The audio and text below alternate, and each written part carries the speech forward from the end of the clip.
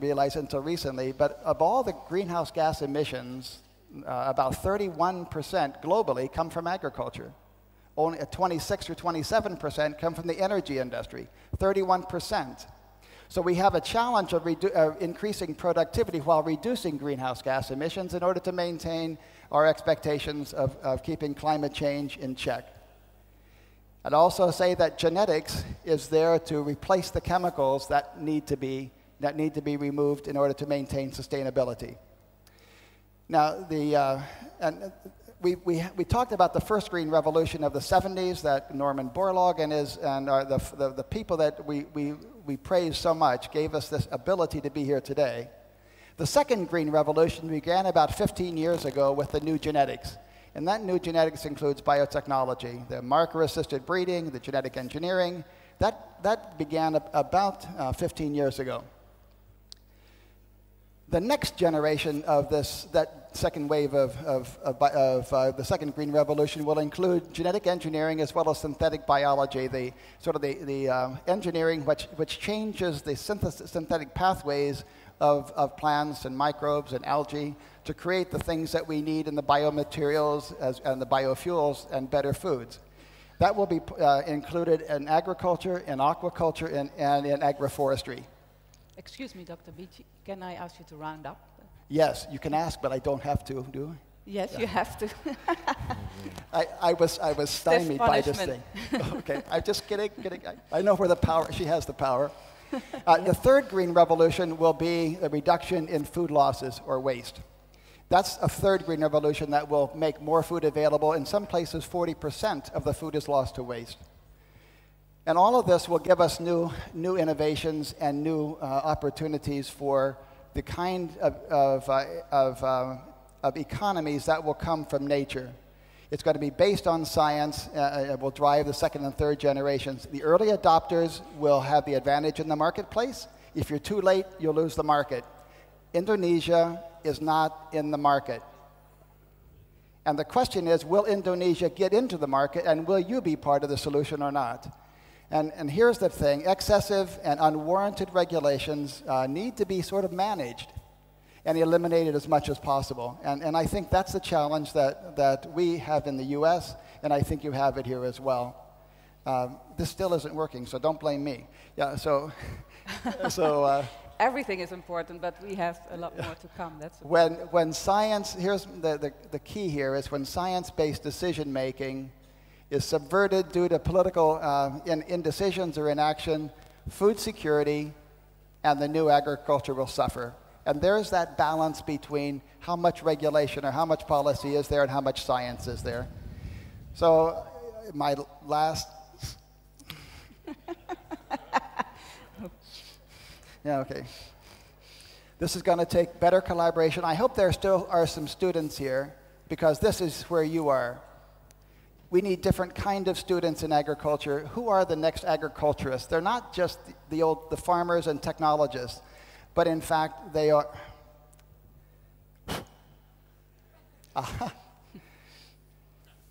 He's buying time. Well, the chemists, the physicists, the mathematicians, and at the end of the time, if we do this right, this is the old agriculture. An old agriculture that was succumbing to the biotic stresses of nature, and genetic engineering, which gives you a cleaner ear of corn. Now, you could say that's the rich man's way of doing things, but that same technology works extremely well on crops like cassava. And the reason I end with this is because this is what I helped to invent about 25 years ago. This is a cassava plant that's full of disease. And a single genetic engineering, taking less than a year and a half, will develop varieties that are fully resistant to that virus disease and be fully productive. Unless we adopt the new science as it comes along, we won't have food security, and we certainly won't have that new economy that's based on the knowledge that requires this. Thank you very much. Boy, this thing doesn't... Thank you, Dr. Beachy. I just thought of a great invention. We should put this huge alarm clock here, and it would ring after 50 minutes. No, you need a stick. Thank you very much. I hope everyone is still happy in their time machines. This is a marathon that we're running in our little time machine, so keep hanging in there. We have a few more things to come, and our third speaker on this session is Professor Thomas Vingar. I want to invite him on the stage.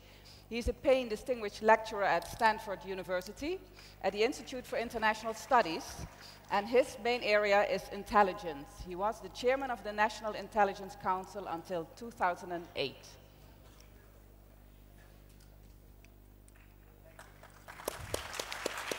Professor Vingar.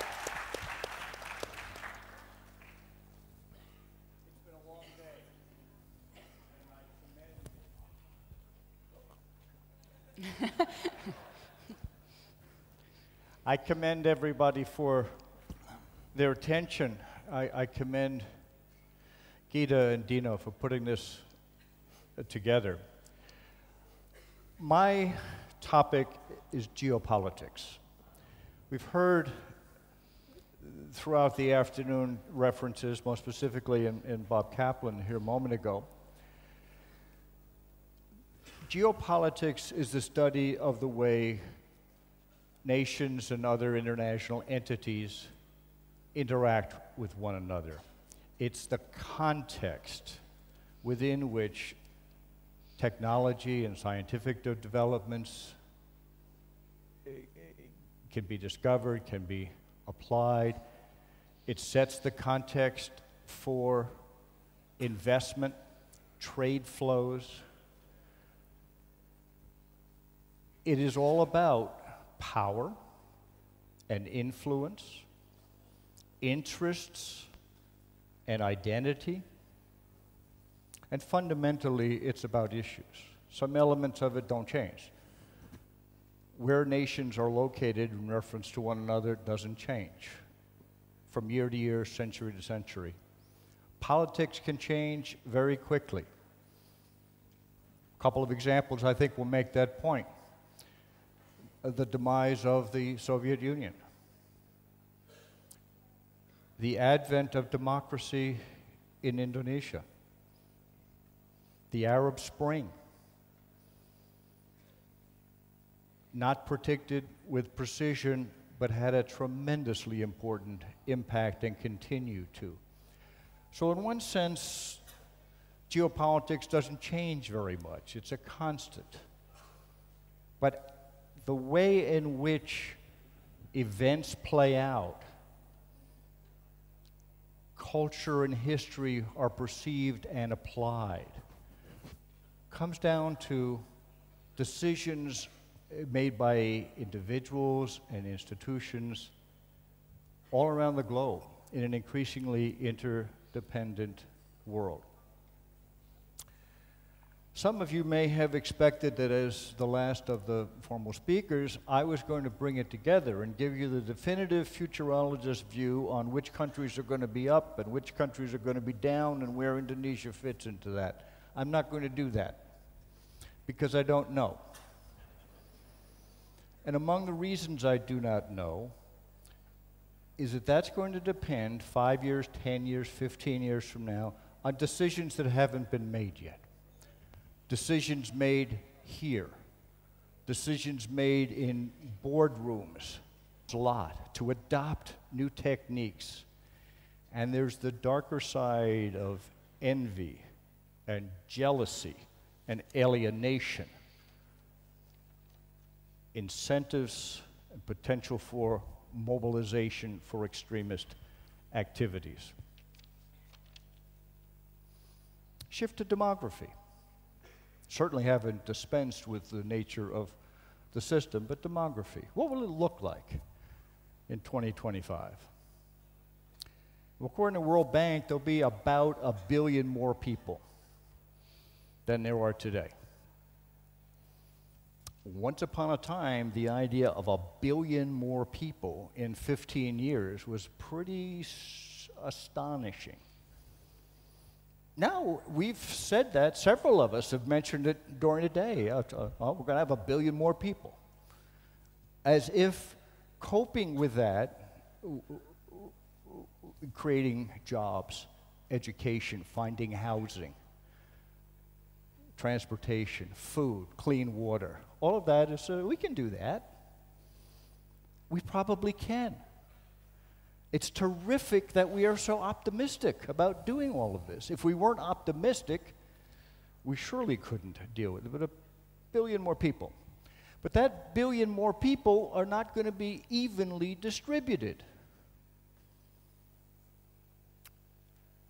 Only 3% of that billion are going to be in the OECD nations, or the West plus Japan and South Korea, what used to be referred to as the West, the rich man's club. 3% of that growth is in the wealthy world.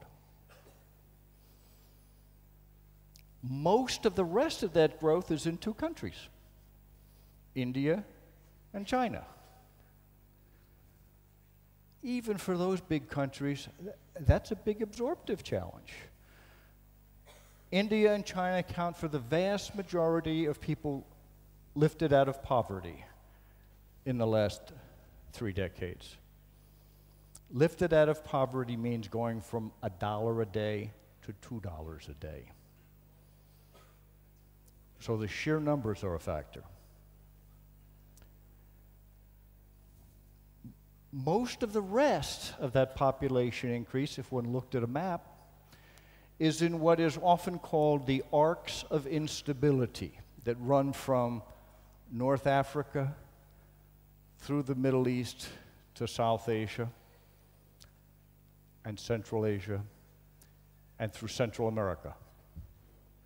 Areas that already are straining with youth bulges, are straining to meet nutritional requirements, are straining to meet increasing demands from the public.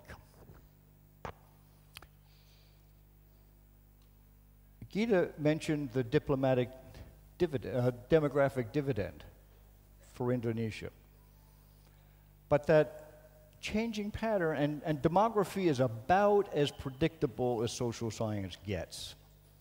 We know how many people are going to be born. We know what the numbers are because most are already born. And 2 phenomena are worth noting here. One is the graying of Northeast Asia and Southern Europe. Not only are they below replacement levels in population growth, they're aging. Older people have different health needs. As Jamie, I think it was pointed out this morning, that will drive search for new technologies and new techniques to deal with this, as well as prolonging and improving the life of everybody. Old people have political clout. They get attention in almost every political system.